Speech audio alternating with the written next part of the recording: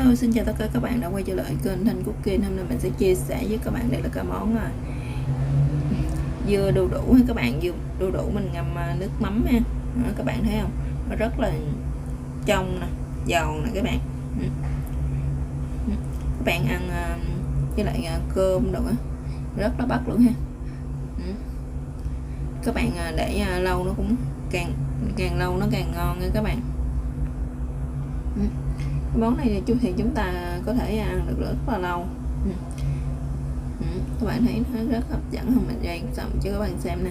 Những cái miếng đu đủ mình ở các bạn càng bào mỏng chừng nào thì nó càng giòn hơn chừng nấy nha. Các bạn muốn biết mình làm như thế nào thì mời tất cả các bạn sẽ vào bếp làm cùng mình nha. Mời các bạn.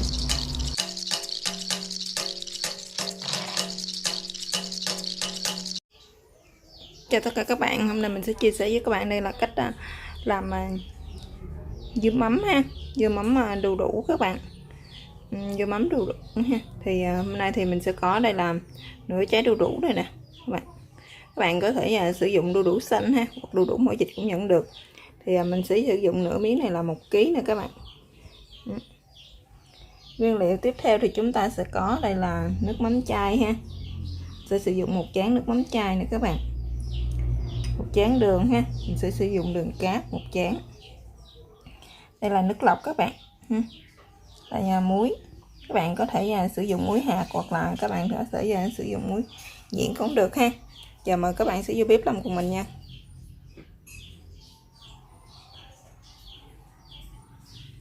Rồi bây giờ trước tiên thì chúng ta sẽ đi gọt cái phần nửa cái trái đu đủ này nha các bạn. Mình sử dụng nửa cái trái đu đủ này là 1 kg đó các bạn. Mình sử dụng cái trái đu đủ này thì nó hơi đỏ nhiều ha. Thì các bạn sử dụng cái đu đủ xanh cũng vẫn được, nhưng mà các bạn sử dụng cái đu đủ này thì trước tiên mình sẽ đem bào cái này ra các bạn. Các bạn gọt cho hết những cái vỏ xanh của nó bỏ nha. Rồi bây giờ thì mình đã gọt xong những cái vỏ xanh nó mình bỏ rồi đó các bạn. Tiếp theo thì mình sẽ gọt những cái ruột nó ở trong ha. Các bạn gọt sạch những cái ruột vỏ ở trong đó mình bỏ nha các bạn. Các bạn để những cái đó thì nó sẽ bị mềm nha. Thì các bạn gọt cho nó lấy cái muỗng các bạn cạo cho nó sạch nha.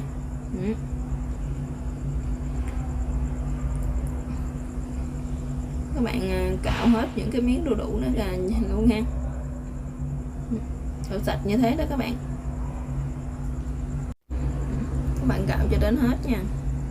Rồi bây giờ thì mình đã gọt xong, đã cạo xong hết rồi các bạn. Tiếp theo thì các bạn sẽ chuẩn bị cho mình một cái thau nước nha. Bạn chuẩn bị một cái thau nước thì các bạn sẽ để vô đó 1 muỗng muối nha. Để vô 1 muỗng muối. Thì các bạn bắt đầu thì chúng ta sẽ bào những cái miếng đu đủ này nha các bạn. Các bạn bào nó ra như càng mỏng càng ngon nha. Các bạn bào càng mỏng thì lúc đó thì chúng ta sẽ ngâm với lại nước mắm á. Chúng ta làm dưa với lại ngâm nước mắm thì nó sẽ càng giòn nha các bạn. Các bạn để thì nó dày thì nó không có được giòn không ha. Nhưng mà đu đủ càng xanh thì nó càng ngon nha các bạn. Mình cái làm cái này thì nó mình mua ở chợ thì nó hơi đỏ rồi đó các bạn. Rồi, bây giờ thì mình đã bào xong hết rồi nè các bạn. Các bạn để vô trong nước thì các bạn cứ đè nó xuống nha, để cho nó ngập nước đó các bạn. Để cho nó cái phần mất muối đó, cho nó thấm cái đu đủ của mình nha, cho nó thấm vô đặng cho nó dẻo lại nha các bạn. Lúc nữa chúng ta làm nó sẽ không có bị gãy ha. Thì lúc mà chúng ta muối á, chúng ta làm dưa thì nó sẽ càng giòn hơn nha. Thì các bạn nhớ chở lâu lâu thì các bạn nhớ chở giúp mình ha. Nhưng mà đu đủ chúng ta chờ đu đủ chúng ta mềm thì chúng ta sẽ đi thắng nước mắm nha các bạn. Trước tiên thì chúng ta sẽ bắt lên một cái bếp, lên một cái nồi thì chúng ta sẽ cho 1 chén đường vào và 30 ml nước lọc nha các bạn, để chúng ta thắng caramel nha. Đó. Thì các bạn cho vào đấy thì các bạn bắt bếp lên, các bạn không cần quậy gì hết. Đi đường từ từ nó sẽ tan ra các bạn. Khi nào mà nó lên cái màu cánh gián thì chúng ta sẽ cho 30 ml nước còn lại thì nó vô thêm nha các bạn. Rồi bây giờ này thì đã trong thời gian mà mình ngâm mình thắng caramel thì mình sẽ làm cái phần ngâm chở cái phần đu đủ nha các bạn. Các bạn nhớ trộn đều nữa nha, các bạn cho nó ngập nước, cho nó thấm, cho nó mềm dẻo hết cái phần đu đủ của mình là được nha các bạn. Nè bây giờ mình đã ngâm được khoảng 1 tiếng rồi đó các bạn. Đó thì cái đu đủ của mình nó đã dẻo như thế rồi, mình bóp nó không có còn giòn và gãy đó các bạn. Thì chúng ta sẽ đổ nó vô ha. Đó, chúng ta sẽ dắt nước nha các bạn. Các bạn dắt cho thiệt khô và xả thật là nhiều nước nha. Bây giờ mình đã dắt khô và xả được rất là nhiều nước rồi đó các bạn. Đó, thì nó đã sạch, thì các bạn nhớ xả càng nhiều nước thì nó sẽ không còn cái độ mặn của trong, nó không có còn mặn cái miếng đu đủ mình nha. Rồi bây giờ thì các bạn sẽ để vô nhộn một cái miếng vải ha, để chúng ta dắt cho nó thật là khô luôn các bạn. Nó không còn đưa miếng nước nào hết, để cho chúng ta lát nữa chúng ta muối thì nó sẽ hóng và giòn hơn nha. Các bạn để còn nước thì cái nửa cái miếng đu đủ mình nó sẽ mềm đó các bạn, nó không có được ngon. Các bạn nhớ dắt như thế cho đến hết những cái miếng cái gỗ đu đủ của mình nha các bạn.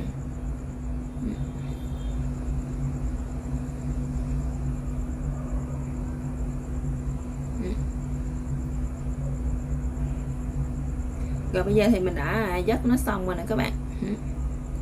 Các bạn thấy không, ở trong cái thau của nước, cái thau của mình nó động lại một ít nước á. Bây giờ thì tiếp theo thì chúng ta sẽ chuẩn bị một cái hộp hay hoặc là một cái keo á các bạn, để chúng ta làm dưa nha. Các bạn để đu đủ vô thì các bạn nhớ đậy ấn nhận nó xuống cho thiệt là dẻ nha các bạn. Các bạn làm càng dẻ thì lúc nữa cái đu đủ mình nó sẽ thấm và nó không có bị ở lên trên. Nó sẽ ém cái phần đu đủ cho nó mềm thì chúng ta sẽ cho cái phần nước mắm chúng ta thắng vô nha các bạn. Lúc mà mình thắng hồi nãy á, mình đã cho nước mắm vô á, lúc mình thắng đường caramel mình đã cho nước mắm vô mà mình quay lại cho các bạn xem. Thì các bạn cứ thắng cái phần đường á cho nó lên thành caramel thì các bạn nhớ để nước mắm vô. Đó, các bạn thắng cho nó sôi lên một xíu nữa thì chúng ta sẽ tắt bếp nha các bạn.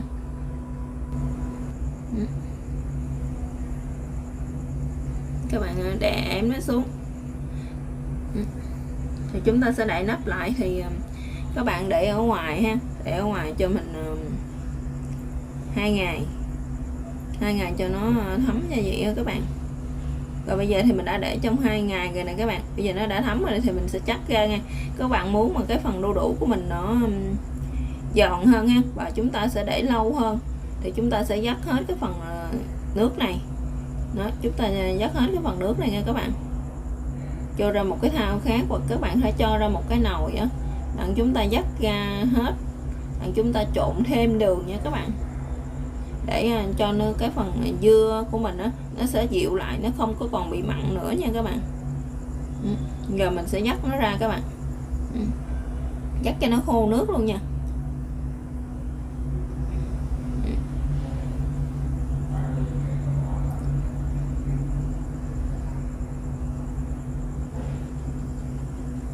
Các bạn cứ dắt từ từ như thế cho đến hết cái phần dưa của mình nha.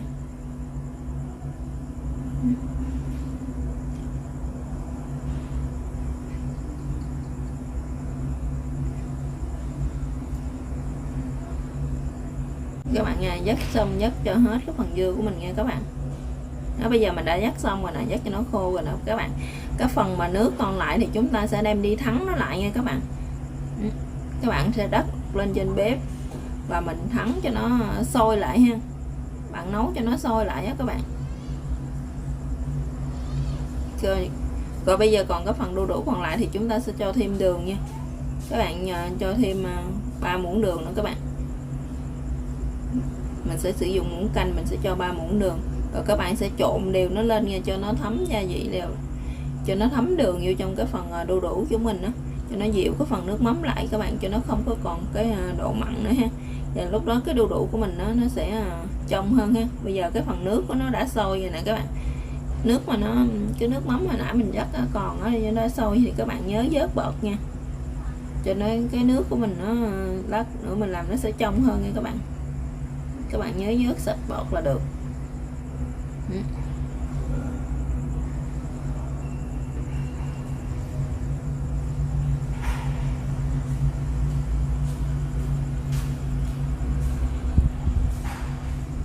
Rồi bây giờ thì cái phần đu đủ mình đã ướp nó đã thấm đường rồi nè, chúng ta sẽ cho vào một cái hộp hoặc một cái keo lại các bạn nhớ rửa những cái phần đó cho nó khô cái cho nó sạch ha, và để cho nó thật khô các bạn, sẽ không còn động một giọt nước nào ở trong cái phần keo của mình hoặc là cái hộp của mình để đựng dưa mắm đu đủ mà mình ngâm nước mắm này.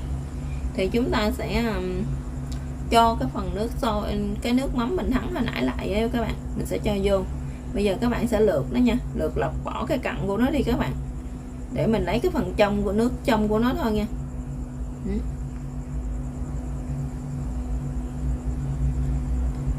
Các bạn thấy không, mình lượt lại nó còn cái phần cặn ở trên nè.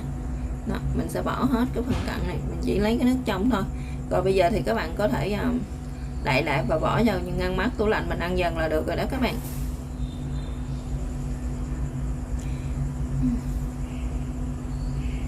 Vậy thì cái món đu đủ mình ngâm nước mắm giờ thì nó đã hoàn thành rồi các bạn. Cảm ơn các bạn đã theo dõi video của mình. Chào các bạn, hẹn gặp lại các bạn trong các video tiếp theo ha.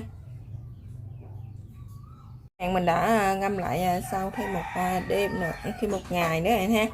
Bây giờ mình sẽ dở ra coi như thế nào nha. Đó các bạn, lên cái màu vàng rất là đẹp ha. Chúng ta sẽ gấp nó ra nha.